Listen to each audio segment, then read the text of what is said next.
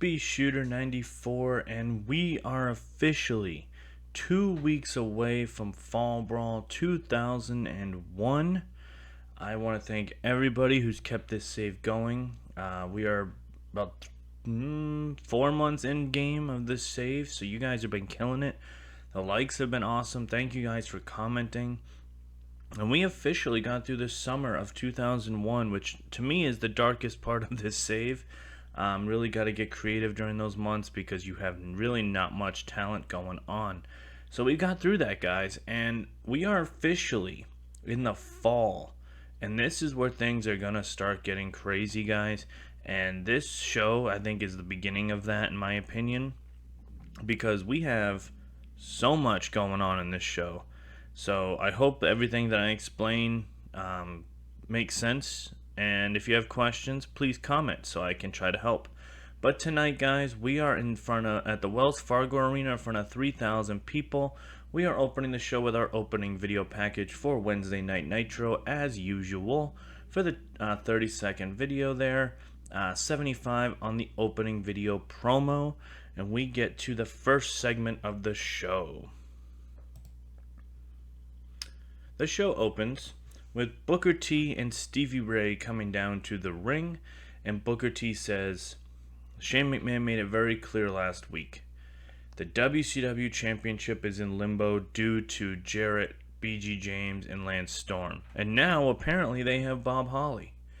And I don't like the fact that I don't have my championship, but knowing the fact that I get to create a team to help me regain that championship, due to this, I brought back my brother and Stevie Ray. We reunited Harlem Heat. I got my boy Diamond Dallas Page, who is not here tonight, dealing with some family stuff, so we're going to let him do his thing. And we need to find a fourth man.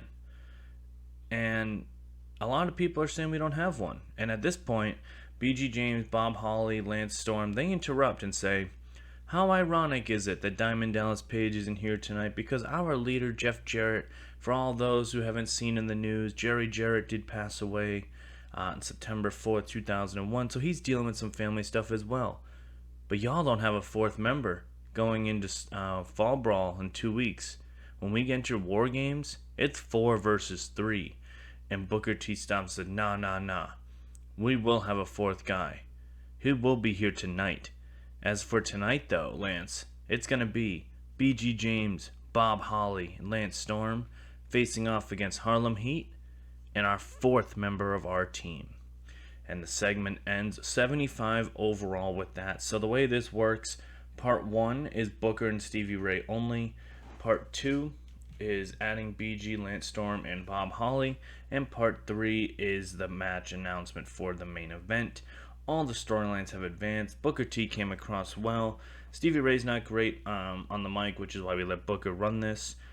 Storm looked good. Booker T from having the hot new catchphrase. So our main event is set for the night. But who's the fourth man? I mean, is it going to be a debut? We'll find out tonight, I guess. 75 on that segment there. And our first matchup on the evening is a match between has decent wrestling and little heat. Jamie Noble, who has aligned himself with the Young Dragons, defeats Essa Aguila in 7:42 when Essa Aguila gets disqualified because Chavo Guerrero runs in and attacks Jamie Noble. We have a 56 on the wrestling, 27 on the crowd, 51 on the segment. The Trouble and La Familia story has advanced, commentary lifted, and Essa Aguila is getting better at his gimmick. This is a babyface turn for Mr. Noble, so we are going to turn him babyface. Once I have I forgot again to do it. I forgot to change his gimmick, so we'll fix that. But we'll turn him babyface officially. So that will be all good. 51 on the segment. So we go into the post-match segment here, where we have La Familia, the beaten down Noble 4-on-1. Young Dragons make the save, so it's 4-on-3, but the numbers aren't quite right. And then we see a return to WCW in the crowd. Dustin Rhodes emerges from the crowd jumps over the barricade and helps Jamie Noble and the Young Dragons back off La Familia as the baby faces stand tall as Dustin Rhodes is back in WCW. So we're going to kind of run through this real quick. It's an overall 47 segment. Part 1 is the straight up attack 4-on-1 on Noble. Part 2 is the Young Dragons making the save, and part 3 is Dustin Rhodes returning to WCW. But why now? Why is he here helping Noble and the Young Dragons? What an odd place for him. He does have their natural gimmick, and it went very good. The storyline lost heat somehow. Dustin Rhodes looked good though, and the commentary lifted the match. So a shocking return here on Nitro as Dustin Rhodes returns to competition here in WCW. We haven't seen him since 1999 at this point. After we come back from commercial, Chavo is walking backstage and Shane McMahon stops him and says, "Oh, Chavo, I want to just make sure you're aware of this. At Fall Brawl, there will be a what we call elimination survivor match where it's 4 versus 4. Each pinfall eliminates a person. Y'all won't be in more games. You won't be in the cage, but both rings are eligible. And your team of La Familia, you, Essa, Aguila, Juventud Guerrera, and Psicosis, will be facing off against Jamie Noble, Jimmy Yang, and Kazuhashi, and the returning Dustin Rhodes at Fall Brawl." So we're going to book that match right now, as it has just been made official. So at Fall Brawl, we will be having a 4v4 elimination match. And let's see here. So we have Juventud, Essa Aguila, Psicosis, and Chavo Guerrero versus Dustin Rhodes, Jimmy Yang, Kazuhashi, and Jamie Noble. A little bit of an undercard survivor 4v4 there. So that's awesome. That's now officially on the card for Fall Brawl. 35 on the segment, which is very disappointing, but that's okay. I just think it's because we have a lot of guys here that are not exactly great on the mic. But that's alright, because we're building popularity in our lower mid-card and cruiserweight, and another tag team and 2 tag teams in here that are getting some little bit of love here. So a lot of stuff that kind of worked out here, but overall we get to the end of the segment. Dustin Rhodes is back in WCW, and a 4v4 survivor elimination match has been announced for Fall Brawl. Our next segment is backstage, where it shows Booker T and Stevie Ray. Stevie Ray's like, "Hey Book, man, we need to know, is he gonna be here tonight?" And Booker's phone rings, and Booker answers it, and he starts smiling. He goes, "Bro, he's here. We just gotta go catch him, all right?" So the 4th man, whoever this guy is in the building. So he's gonna be in that 6-man tag tonight, but who is it? 75 on the rating out of Harlem Heat. The storylines have advanced, and obviously Booker benefits from having a hot new move. In about that, had decent reaction from the crowd, but subpar wrestling. Daniels gets the win on Hugh Morrus in 7-10 with a sit-out pedigree. Wrestling rating of 47, crowd of 37, segment of 48. Daniels gets a 54, Morrus a 40, and the commentary lifted the match. Again, easy win for Daniels, as he usually does against Morrus. This is strictly to set up the next segment, which we'll get to in a second. Daniels has been a nice bright spot who we're definitely getting ready to do stuff with going forward. This storyline with Kidman has been a nice test out to see kind of where we're at with him. And ironically enough, in the next segment, Billy Kidman, on the Titantron with Torrie Wilson backstage, challenges Christopher Daniels at Fall Brawl to a hair versus hair match, where the loser of the match will have his head shaved bald, between Billy Kidman and Christopher Daniels, and we're going to book that for Fall Brawl. So we have, oops, not that, 1v1. I wonder if there's a hair match. I doubt it. Yeah, I don't think there is. So we'll just do it as a regular match, and then we'll do it as the note. So Billy Kidman versus Christopher Daniels.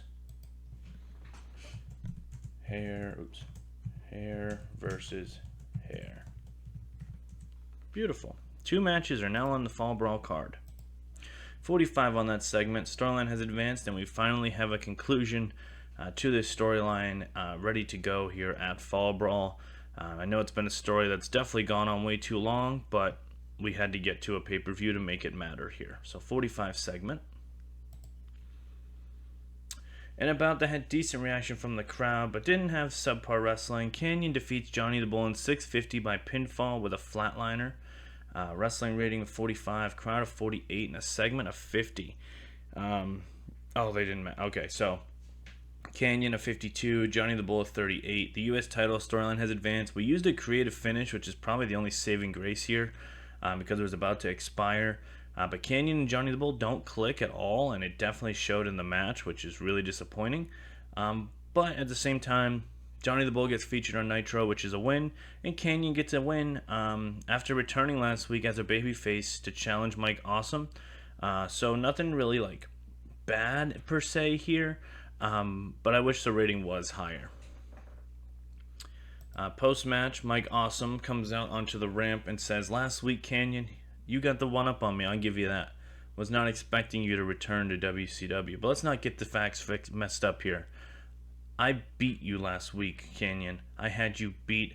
I chose to be the bigger man and walk away. That way you didn't have to put your tail between your legs and run off into the sunset again like you did before. So next time you want to try to show up out of nowhere and get this U.S. Championship match, you got another thing coming. This U.S. title is going nowhere from Mike Awesome." 55 on that rating from Awesome's promo. Still in advance, not the best promo. I didn't really write down what I was going to say, so I kind of just threw it together. But Mike Awesome's getting better at his gimmick, which is nice. And we're slowly starting to build towards Kanyon versus Awesome for the U.S. Championship. 55 overall on the segment.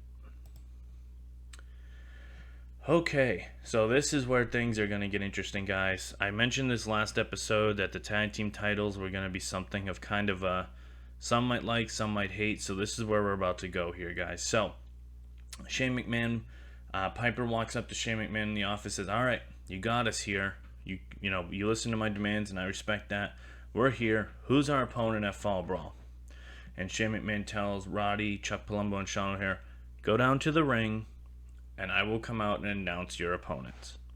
And Roddy Piper kind of does like a smirk towards Shane McMahon and says, "Well, not like it matters. There's no one here that could beat us anyway." So then Roddy Piper comes down to the ring with Sean O'Haire and Chuck Palumbo and says that no matter what team Shane McMahon thinks he's brought into WCW to face us for the WCW Tag Team Championships, it's not going to matter at the end of the day. Palumbo and O'Haire will not lose these tag belts. And Shane McMahon comes out and says, "Well, if I remember correctly, about a month back, you guys did this segment called The Funeral of the Road Warriors. And something about that just didn't feel right. So, I'm going to make a match of Fall Brawl where it's you two, Palumbo and O'Haire, defending the WCW Tag Team Championships. And a winner-takes-all match. If Sean O'Haire and Chuck Palumbo win, this team will no longer ever challenge for the WCW Tag Team Championships. But if they win, obviously, they're the Tag Team Champions. And your opponents at Fall Brawl are Road Warrior Animal and Road Warrior Hawk, as they are back here in WCW. They come from behind as Sean O'Haire and Chuck Palumbo take a few punches and then bail from the ring as the crowd does the Road Warrior pop. For the Road Warriors return here after being away for about a month or so, after losing to Palumbo and O'Haire last time. And we are going to get the final. If Road Warriors lose, they can no longer challenge for the Tag Team Championships, or they will be the champions at Fall Brawl. 62 overall on the segment. 58 is Roddy and Palumbo and O'Haire. 68 is adding Shane, and 62 is the return of the Road Warriors. Storyline has advanced and gained heat. All the green here from Piper and Shane really helped the segment. Definitely a lot there. We're going to pre-book for Fall Brawl the WCW Tag Team Championship match. So let's get that set up here. So the WCW Tag Team titles will be on the line. Now I know a lot of you guys are like, "Oh, you went back to the Road Warriors again." Yes, I have to, because my original plan the guy I was gonna have come back and be in the tag team title match wasn't gonna be ready for the match. He was still hurt, so it just wasn't gonna work, and there was no other teams that it made sense to do it. So we're gonna wait for that, and eventually we'll get there. But for Fall Brawl, we're gonna let the Road Warriors and Sean O'Hare and Chuck Palumbo go at it one more time. So we got 3 matches now booked for Fall Brawl, and we're 2 weeks away from that big show. 62 overall in this whole segment, guys, like I said. And a decent match. This match was made last week. Shane Helms defeats AJ Styles in 12:56 by pinfall with a roll-up with a handful of tights. 64 on the wrestling, 43 on the crowd, 68 overall on the match. AJ got a 68, Shane Helms a 59. The Cruiserweight title advanced and gained heat. AJ benefits and Shane Helms benefits from having a hot new move. So Shane Helms returned 2 weeks ago and attacked AJ Styles as a heel. Last week, Shane Helms got his first win back on Nitro, and AJ Styles challenged him to this match. And Shane Helms did pull out the victory, even though it was underhanded. But he now holds a victory over the WCW Cruiserweight Championship, or champion, excuse me, which means he's got to be in line for that Cruiserweight title at some point. Backstage, we do book a match for next week's Nitro, so Stasiak and Jindrak are backstage arguing as Stacy Keibler walks up to them and says, look, you guys haven't been on the same page in weeks now, and I figured we can do this next week and set this up so you guys can get back on the same page. Shane McMahon needs a match for the Road Warriors next week in their return to Nitro, and I set it up. So next week on Nitro, it'll be a tag team match where we will have the Road Warriors facing Sean Stasiak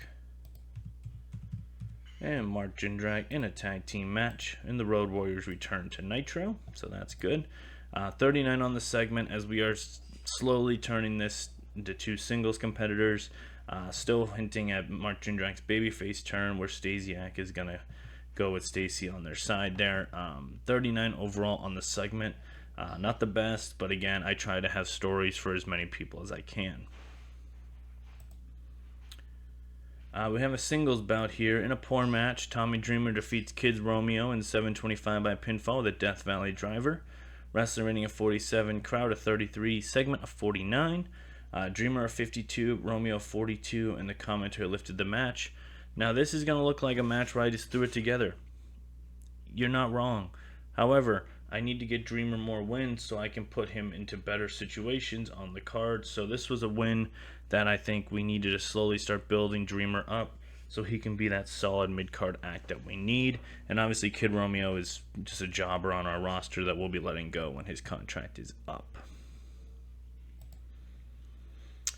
Alright guys, so we have backstage, we have BG James, Bob Holly, and Lance Storm, and they're talking about how tonight, yes, their leader Jeff Jarrett's not here, but Jeff Jarrett gave very strict instructions to take care of Booker T and Stevie Ray tonight, and no matter who they think this 4th guy is, it's not going to matter, because at Fall Brawl, we bring the WCW Championship to our group, and that group is going to be named the Dynasty. We have decided on that. And that Jeff Jarrett will be the WCW champion walking out of Fall Brawl. 64 on the backstage promo. All the storylines have advanced as we move to the next segment. Okay, so this is where the spoiler kind of happens.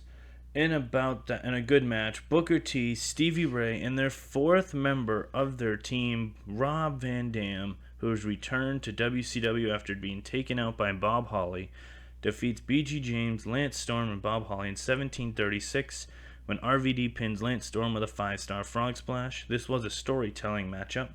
Wrestler rating of 69, crowd of 61, and 72 overall on the match. RVD got us an 84, Stevie Ray a 49, Booker an 82, Bob Holly a 63, Storm a 76, and BG a 61. All the storylines have advanced, and RVD returning is definitely a necessity for this, and we can officially book our War Games 4v4 match. Oops, that's on Nitro. Go back. For Fall Brawl. So our main event is set. It's going to be 4v4 in the War Games match. Here we go. Rob Van Dam, Booker T, Stevie Ray, and Diamond Dallas Page facing off against Jeff Jarrett, Lance Storm, BG James, and Bob Holly. And this bout will have the WCW Championship on the line as it is set. 4v4 War Games, the main event for Fall Brawl is ready to go, and the main event here got us a 72. We end the show with the baby faces standing tall as Booker T, RVD, and Stevie Ray stand tall over Storm, Bob Holly, and BG James as they retreat to the back with a 70 rating there. So Van Dam being the fourth guy was definitely a necessity. I forget what this is. Oh, okay.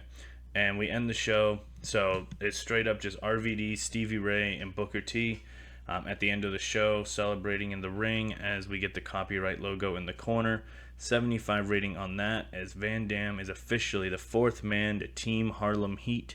So at Fall Brawl, it will be, like I said, Booker T, Stevie Ray, Rob Van Dam, and Diamond Dallas Page facing off against Jeff Jarrett, Bob Holly, BG James, and Lance Storm for the WCW Championship. If Booker's team wins, Booker retains. If Jeff Jarrett's team wins, Jeff Jarrett is the new WCW champion. Let's see what we get for a show rating here. And we end our show with a 71. We increased our popularity in 10 regions. This was one of those shows, guys, and I told a couple of people this after I booked this, that this was one of my favorite shows I've ever written, just because it had so many storylines being intricated and set up for this pay-per-view that I think took a long time to get to. I mean, we set up the fourth man with Van Dam being, I think, really well done. Dustin Rhodes shockingly returned, set up that 4v4. You know, we set up the Kidman Daniels hair versus hair match finally. We teased the Kanyon Awesome U.S. title match. We got the Road Warriors to return to face Natural Born Thrillers for the tag belts. You know, we set up kind of the hint of Shane Helms and AJ Styles for the Cruiserweight title. So there's a lot of stuff going on here leading into Fall Brawl, but I thank you guys for keeping this save going, and hopefully we'll get this go-home show to you guys as quick as possible. And then we are at Fall Brawl 2001, and we will find out what chaos will ensue when all those belts are on the line.